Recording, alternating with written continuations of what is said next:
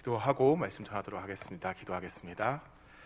참 좋으신 하나님 아버지 감사합니다. 하나님 오늘 또 이 시간 불러주셔서 하나님 말씀 듣게 하시고 주님께 예배드리게 하신 감사합니다. 이 시간 주님 말씀하셔서 우리가 깨닫게 하시고 주님을 더욱더 바라보는 귀한 시간 되게 하여 주시옵소서. 감사합니다. 예수님 이름으로 기도합니다. 아멘. 오늘 또 주님 앞에 나와서 예배드리신 우리 모든 성도님들을 축복하고 사랑합니다. 오늘 우리에게 주신 본문 중 3장의 말씀은 예수님께서 12명의 제자를 세우시는 이야기를 다루고 있습니다. 우리는 이 12명의 제자들을 바라보면서 이 12명의 제자들이 뭔가 좀 더 특별하고 뭔가 좀 더 사랑받은 존재라고 생각할 때가 참 많습니다. 그런데 이 12의 제자는 제자들로서 앞선 자들일 뿐이지 이 사람들이 더욱더 특별히 사랑받고 특별한 존재로 인정받은 사람들이 아님을 우리는 기억을 해야 합니다. 이것이 무슨 말이냐면 이들은 예수님께서 세우신 목적이 바로 우리가 이 제자들과 함께 이 제자들과처럼 살아가는 것을 보여주기 위해서 먼저 세워주신 존재라는 것입니다.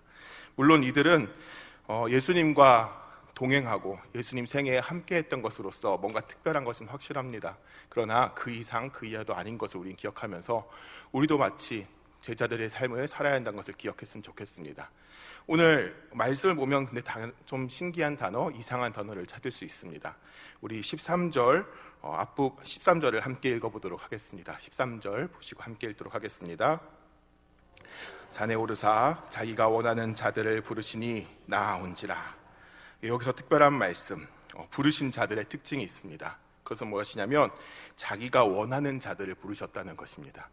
이것을 봤을 땐 특별하네? 라고 또 생각하실 수 있습니다. 그런데 이것은 이들이 특별해서가 아니라 예수님께서 부르셨기 때문에 특별하게 된 것입니다. 이 자리에 모인 우리 모두도 하나님께서 부르셨기 때문에 특별한 존재임을 기억하시기를 소망합니다. 우리 옆 사람 보면서 이 특별함을 일깨워 주시기 바랍니다. 당신은 부르심을 받은 특별한 사람입니다. 인사하겠습니다. 당신은 부르심을 받은 특별한 사람들입니다. 아멘. 부르심에 순종하여 나오신 우리 모든 성도님들 축복합니다.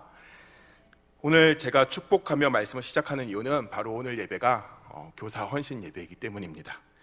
우리가 교사를 하기 위해서는 가장 먼저 자신의 정체성을 알고 그리고 예배를 드려야 합니다. 이것이 매우 중요합니다. 이 자리에는 정말 사명감을 가지고 교사로 사명을 가지고 살아가는 섬기시는 분도 계시지만 어떤 교사들께서는 내가 어쩌다 보니 교사가 되었어, 다른 사람이 날 끌고 와서 교사가 되었어, 이럴 때가 참 많지요. 혹은 뭔가 섬기려고 하다 보니 아이들이 좋아서 교사를 하게 되었어 라는 생각을 할 때도 있습니다. 그러나 이런 생각을 가질지라도 모든 교사는 하나님께서 택하여 부르셨음을 기억하시기를 소망합니다. 그래서 이 자리에 모든 성도님들 모두가 특별하지만 더욱이 우리 교사분들께서는 특별히 하나님께서 더더욱 더 특별히 보신다는 것 기억하시면서 우리의 교사의 자리, 이 사명의 자리를 기쁨으로 받아들이시기를 소망합니다. 예수님께서는 혼자서도 사역하실 수 있었습니다. 그러나 12제자를 부르시고 사역을 하셨던 것처럼 지금 이 시간에도 우리 아이들, 우리 자녀들에게 예수님 혼자서도 충분히 사랑의 마음을 주시고 예수님을 믿게 하실 수 있지만 우리를 교사로 세우셔서 하나님의 일을 감당할 수 있도록 시키셨습니다. 그렇기 때문에 우리는 이 모든 원하는 자들을 불러서 세우셨던 예수님의 뜻을 기억하면서 교사의 사명을 잘 감당해야 됩니다.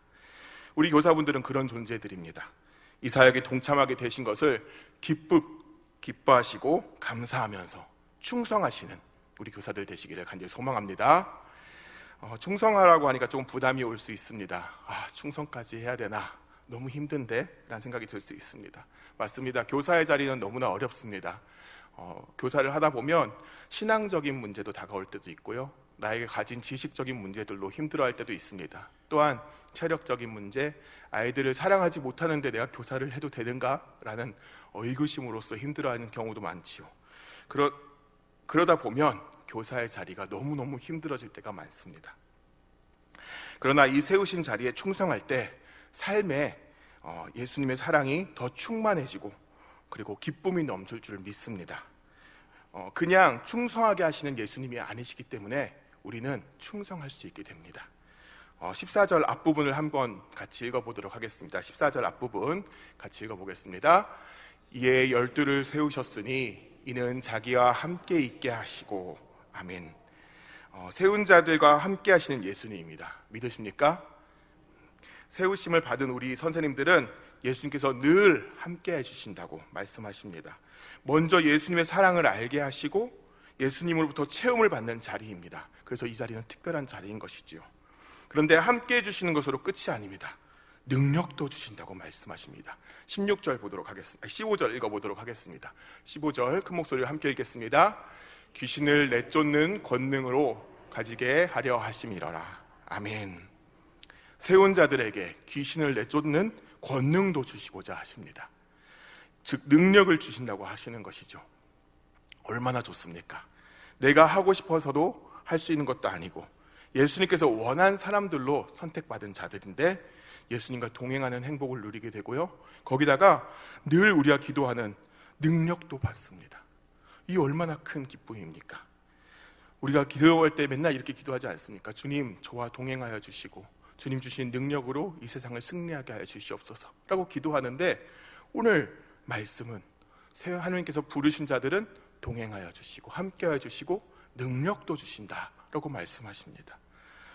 너무나 모든 것을 이룬 이 시간, 모든 우리의 기도 제목을 오케이 하신 이 응답을 주시는 자리가 교사라는 것입니다. 얼마나 좋습니까? 그렇죠? 그런데 우리가 이 말씀을 읽으면서 한 가지 의문점이 생기죠. 나는 능력이 나타나지 않는데? 라는 의구심이 생길 수 있다는 것입니다. 나는 그러면 세워진 사람이 아닌가? 내가 그냥 앞서가는 것인가? 라는 생각을 하실 수 있다는 것입니다. 아쉬워하시지 마시기 바랍니다. 단지 놓친 것이 있어서 그렇습니다. 다시 14절을 읽어보도록 하겠습니다. 14절에 답이 나와 있습니다. 14절 함께 읽겠습니다. 이에 12를 세우셨으니 이는 자기와 함께 있게 하시고 또 보내사 전도도 하며. 아멘. 주님의 복의 약속을 보다 보면 우리가 자주 놓치는 말씀이 한 가지씩 있습니다. 바로 주님의 명령입니다. 14절에도 이와 같은 말씀이 있습니다. 무엇입니까? 또 보내사 전도도 하며 라고 되어 있죠. 그러면 내가 전도를 하지 않아서 그런가? 내가 그래서 능력이 나타나지 않았는가? 라고 생각할 수 있습니다. 그런데 전도도 하며, 많은 일 중에, 그 능력의 많은 일이 나타나는 것 중에 전도도 포함되어 있다는 것입니다. 그럼 우리가 봐야 할 것은 무엇입니까? 또 보내사. 이 말씀이 우리에겐 중요합니다. 예수님은 예수님의 제자로 삼는 자에게 함께 해주시며 예수님의 사랑과 예수님의 능력을 주십니다. 참 기쁨과 참 평안을 알게 하십니다. 그런데 그것으로 끝나기를 원치 않으시고 우리를 부르신 이유, 또 보내시기 위해서 우리와 함께 하심을 기억하시길 소망합니다. 우리에게 주신 그 크신 사랑과 기쁨을 다른 사람들에게 또 알리기 위해서, 전하기 위해서 우리와 함께 해주셨던 예수님을, 그래서 또 보내시는 예수님을 우리는 기억해야 합니다. 교사로 부름받았다는 것은 우리가 함께 하시는 예수님을 우리 아이들에게 보여주는 역할을 하는 것입니다. 우리는 부름을 받은 동시에 보냄을 받는 자임을 함께 기억해야 합니다. 그래서 그저 믿는다는 것, 예수님을 그저 동행하는 것, 함께 사는 것, 예수님과 함께 산다고 기분 좋은 것, 그것으로 끝내는 자에게는 능력이 나타날 수가 없습니다. 예수님이 보내심을 기억하고 예수님이 보내셨음을 따라가는 것, 그때 능력이 나타난다는 것인 거죠. 교사로 세워진 것에 사명을 가지지 못하고 기쁨과 충성이 없는 사람은 또 보내사의 역할을 하지 못하고 있는 사람들입니다. 그래서 다가오는 하나님이 주시고자 하는, 예수님이 주시고자 하는 그 능력을 나타낼 수 없는 사람이 된다는 것입니다. 우리를 보내셨다는 사명을 기억하시고 기쁨으로 충성하시기를 소망합니다. 그 가운데 능력이 우리와 함께 하십니다. 우리 교사분들은 내가 하고자 해서 서 있는 분이 아니라 예수님이 세우신 사람임을 잊지 마시고 사명을 잘 감당해 나가시기를 소망합니다. 16절 읽어보겠습니다. 16절 함께 읽겠습니다. 이 12를 세우셨으니 시몬에게는 베드로란 이름을 더하셨고. 아멘. 제자로 세우시고 시몬에게 베드로란 이름을 주셨습니다. 우리에게는 교사라는 이름을 주셨습니다. 주신 이름, 교사의 사명을 기쁨으로 받으시기 바랍니다. 나의 이름은 김영섭이기도 하지만 교사란 이름을 가지고 있는 것입니다. 우리는 교사입니다. 예수님이 세우신 사람임을 잊지 마시고 기쁨으로 받으시는 분들은 아멘으로 화답하시기 바랍니다. 아멘. 이제 자신의 정체성을 우리가 찾으셨으니까 예수님이 주시고자 하시는 권능에 대해서 한번 알아보도록 하겠습니다. 예수님께서는 부른 자들에게 귀신을 내쫓는 권능을 주신다고 말씀하시죠. 그런데 오늘 읽은 9장의 말씀, 뒷부분 3장 말고 9장의 말씀을 보면 참 의아한 내용이 다시 나옵니다. 제자들이 귀신을 내쫓지 못하는 사건이 나타나는 것이죠. 9장의 말씀은 내용은 이렇습니다. 예수님께서 기도하러 가신 사이에 귀신 들린 아들을 그래서 말 못하는 아들을 데리고 귀신을 내쫓기 원해서 아버지가 한 아이를 데리고 옵니다. 예수님을 찾지만 예수님이 없어서 제자들에게 귀신을 좀 내쫓아 주십시오라고 말하지만 귀신들을 내쫓으려고 하는 제자들의 말을 듣지 않고 귀신이 나가지 않습니다. 그 사이에 예수님께서 오시고 귀신을 내쫓아 주십니다. 그러자 제자들은 예수님에게 궁금해합니다. 왜 나는 내쫓지 못하지? 라는 생각이 드는 것이죠. 왜였냐면 이미 이 제자들은 귀신을 내쫓는 권능을 받았었고 귀신을 내쫓아 본 적이 있는 사람들이기 때문입니다. 그런데 오늘 귀신을 내쫓지 못하는 것입니다. 거기에 대해서 예수님께서는 안타까워하시며 이렇게 말씀하시죠.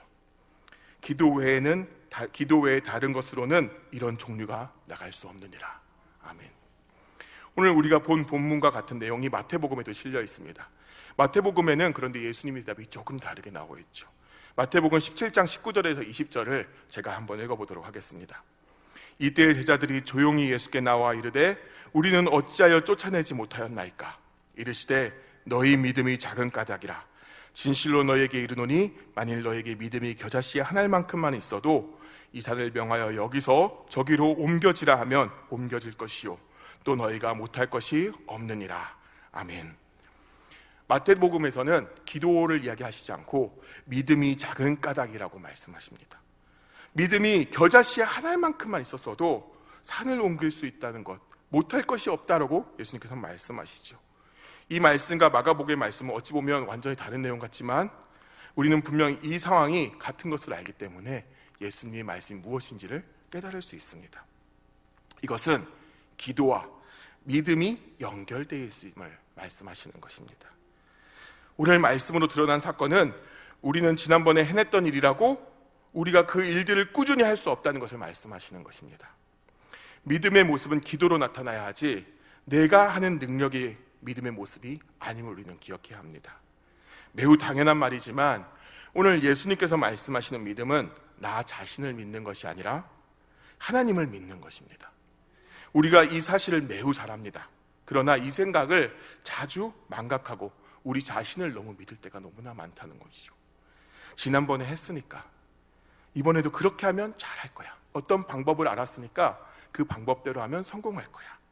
이번에도 그 능력을 저번에 주셨으니까 나는 가지고 있으니 해낼 수 있을 거야 라는 생각을 한다는 것입니다. 그러나 이 생각은 틀렸습니다. 우리는 우리의 힘으로 일들을 감당한 것이 아니라 예수님의 능력으로 일들을 해냈던 것입니다. 오늘 제자들도 자신들이 해냈던 일들이었기 때문에 당당하게 귀신 보고 사단아 물러가라 라고 말씀했을 겁니다.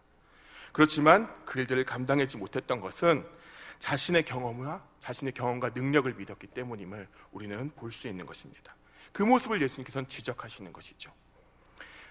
이런 모습은 마가복음 6장에서 우리가 확실히 알 수 있게 됩니다. 우리 마가복음 6장 7절에서 9절을 한번 찾아보도록 하겠습니다. 마가복음 6장 7절에서 9절입니다.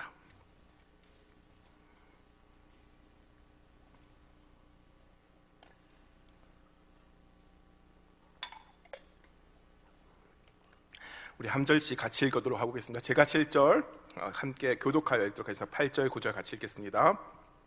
12 제자를 부르사 둘씩 보내시며 더러운 귀신을 제어하는 권능을 주시고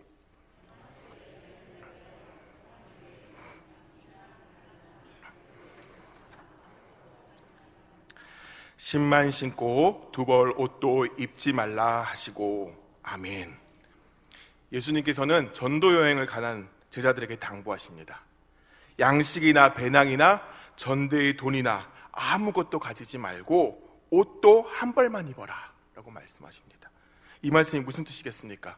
세상에 너희가 의지할 것들은 다 내버려 두고 오직 예수의 이름만을 가지고 나가라 라는 말씀입니다.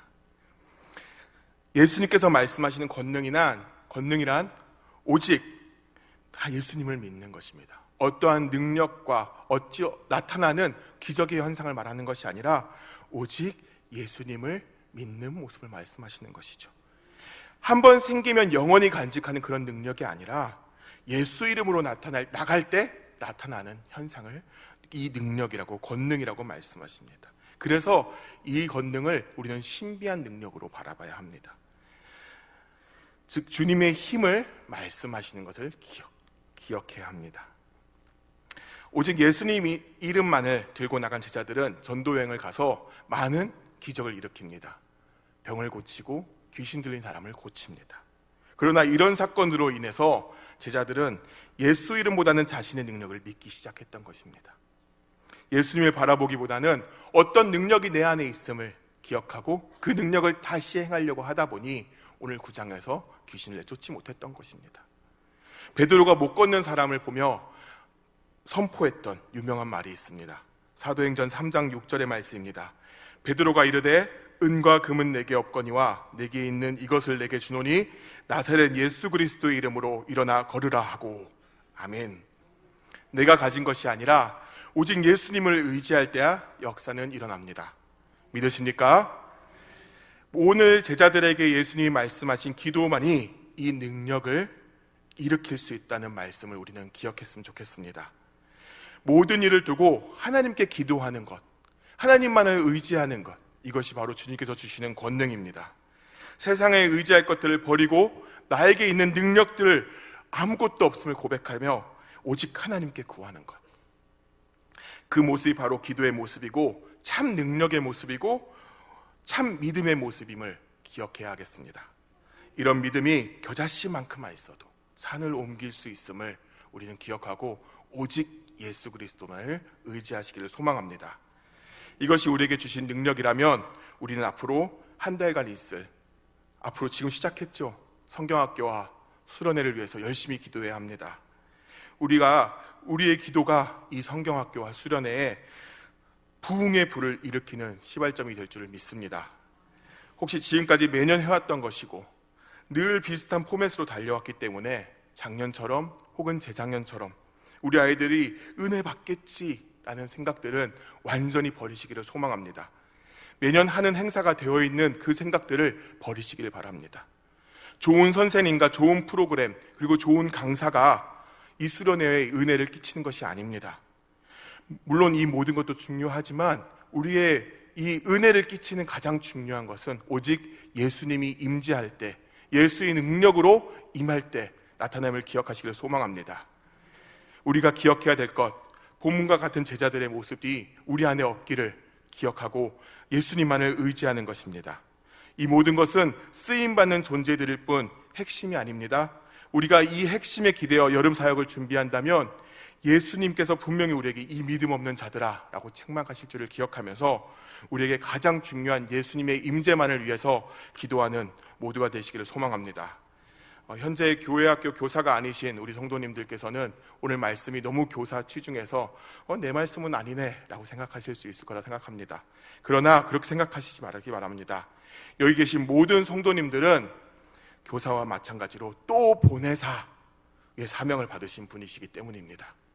보냄을 받은 자로서 성경학교와 수련회 그리고 우리 교회 다음 세대인 자녀들을 위해서 함께 기도에 힘써 주시기를 간절히 소망합니다. 기도할 때 우리가 먼저 기도해야 할 것은 우리가 기도하는 것이 막연한 기도인지 그저 입에서 흘러나오는 당연스러운 기도인지 진짜 믿음으로 기도하는지를 돌아봐야 합니다. 모든 과거의 모습들, 의지하는 것들 모든 것 다 내려놓고 오직 하나님께 맡기며 예수님이 말씀하시는 믿음의 기도가 되기를 소망합니다. 성경학교와 수련회의 은혜를 주시는 분은 오직 하나님이십니다. 이 하나님께서 우리 여름 사역에 임하여 주시기를 간절히 기도해 주시길 바랍니다. 하나님이 함께 하시지 않는 여름 사역은 그저 세상의 캠프와 똑같습니다. 화면에 제가 각 부서의 기도 제목을 띄울 것입니다. 이 기도 제목들을 보시면서 함께 기도해 주시기를 소망합니다.